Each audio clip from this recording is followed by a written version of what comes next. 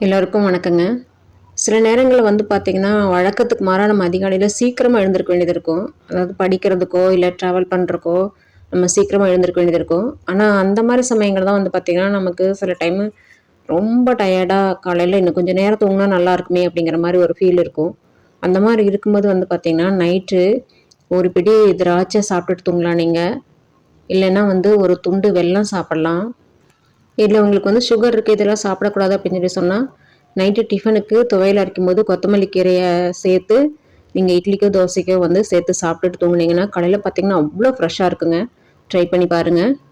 நம்ம சேனல்ல வீடியோஸ் எல்லாம் சமையல், ஆன்மீகம், ஆரோக்கியம், மெயின்டெனன்ஸ் அந்த மாரி பிரிச்சு பிரிச்சு பிளேலிஸ்ட்ல போட்டு வச்சிருக்கோங்க. செக் பண்ணிக்கோங்க. Stay healthy. இந்த வீடியோ உங்களுக்கு பிடிச்சிருக்குன்னு நினைக்கிறேன். பிடிச்சிருந்தா லைக் பண்ணுங்க, ஷேர் பண்ணுங்க, மறக்காம சப்ஸ்கிரைப் பண்ணிருங்க.